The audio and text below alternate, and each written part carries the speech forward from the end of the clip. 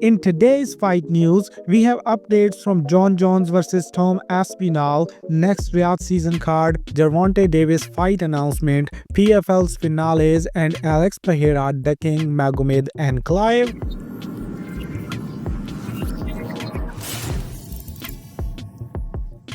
To keep you updated with the fight world, let's start from Jon Jones, who has a few thoughts on your duck accusations. He believes Tom Aspinall will soon lose his belt, but he will remain the GOAT. He also says he will vacate his belt if his meeting with the UFC regarding the Tom Aspinall fight doesn't go well. Tom Aspinall, on the other hand, expressed confidence that his fight with Jon Jones will take place. He says he has to keep a lot of things secret, but had discussions with the UFC bosses and everything looks very optimistic as they are also confident about this fight. Quinton Rampage Jackson also speaks on this matter and believes Jon Jones owes Tom Aspinall an opportunity at the undisputed belt, just like he gave Jones a chance in Jones' first title defense when Jones wasn't a superstar. Jamal Hill goes off on Jiri Prochazka ahead of their UFC 311 fight, and Alex Pereira responds to him calling him his son. Pereira asks Hill that if he beats Jiri Prochazka, he will give him a second chance at the light heavyweight gold. Jamal Hill responds to Alex Pereira's diss and ensures him that he will see him soon 100%. Magomed Ankalaev also responds to Alex Pereira's interaction with Hill, calling Pereira his son. He also sends Pereira a chilling warning in response to Pereira's recent reflection on his humble beginnings. You know what's interesting? Alex Pereira responds to everyone who calls him out but Magomed and Ankalaev. Still, only Jon Jones and Merab Dvalishvili are getting the duck label and he's still Jama. Now let's talk about one of the best MMA events that no casual watched. It's been a night of violence at the PFL World Championship card in Riyadh, where there were 10 title fights scheduled for 5 rounds, but only 2 entered the championship rounds. In the preliminary card, there were 4 finales of the PFL Middle East and North Africa aka MENA tournament to win the title along with a 100k prize. Mohsin Mohammad Saifi wins the PFL MENA lightweight title via decision, while the other 3 get it done before the final horn. Abdullah Al-Khattani gets it done in the first with the huge KO to win the PFL MENA welterweight title.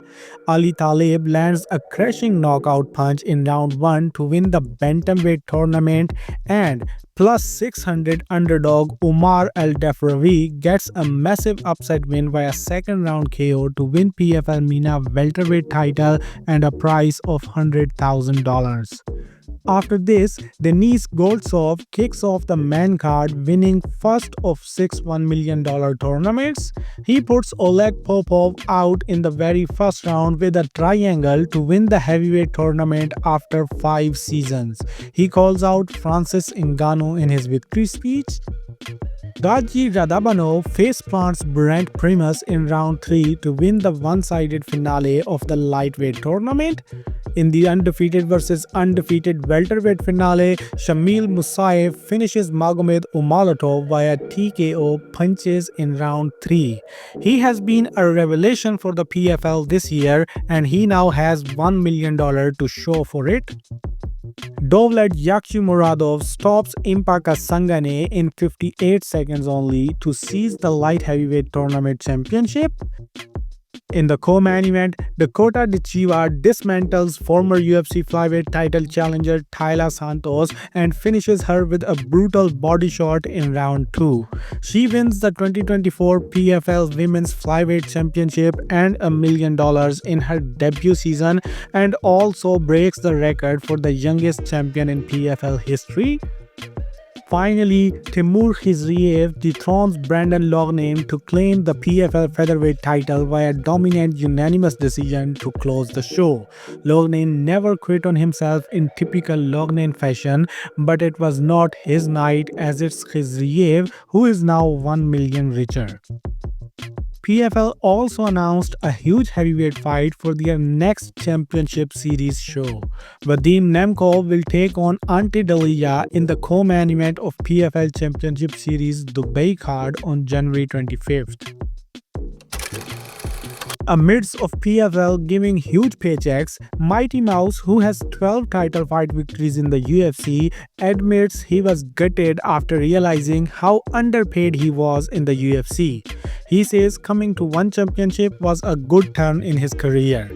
Sean Strickland at Joe Rogan's podcast also talked about fighters' pay and said that UFC's pay is good for foreign fighters who come to America, earn in dollars and then spend in their own currencies. But this pay isn't enough to live in America. Strickland believes there would not be one foreign champion if the UFC had the same pay as the NFL. When we are talking about fighters' pay, why should we leave boxers? According to the Sportster, the total fee for Alexander Usyk and Tyson Fury will be $190 million in their rematch for December 21 in Saudi Arabia. The amount will be distributed 60-40 in favor of Usyk, which means he will earn about $114 million and Fury about $76 million. Keep in mind that we are talking about guaranteed fees that do not depend on sales of paid broadcasts. Another big money fight happening in December is Ryan Garcia's exhibition fight against Rukiya Anpo, which Golden Boy promotion had claimed can't be sectioned without their signatures as they have global rights for Ryan Garcia fights.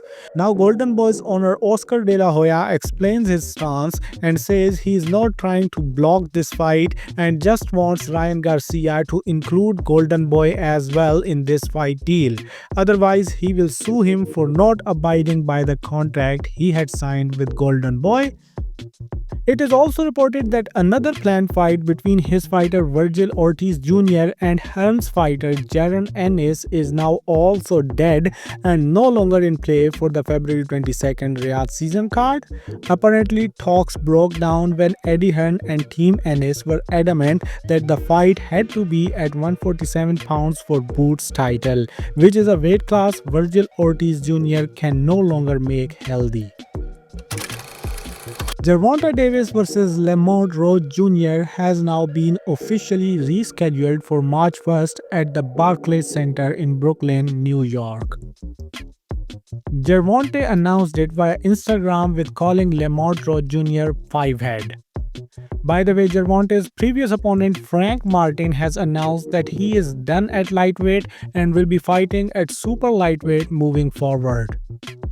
Now a little talk about Misfits Qatar Supercard, which proved to be a good one where Amir Anderson, Jarvis, Deji and Salt Papi got huge KOs and Gib took Slim's undefeated record via majority decision to prove KSI wrong. After the fight, Gib announced himself as the greatest influencer boxer in an Insta post and received a laughing comment from the original greatest influencer boxer Jake Paul. By the way, KSI at their post-fight conference begrudgingly admits Gib is now number one at Misfits outside of himself, but insists he needs to beat Salt Papi or Anthony Taylor to earn a fight against him. KSI announced that his next fight will be against the winner of Tommy Fury vs. Darren Till. KSI also announced Wade Clem vs. HS Tiki Toki for a Misfit boxing event in 2025. After the announcement, the two faced off in the ring and had to be separated after Tiki Toki slapped Clem.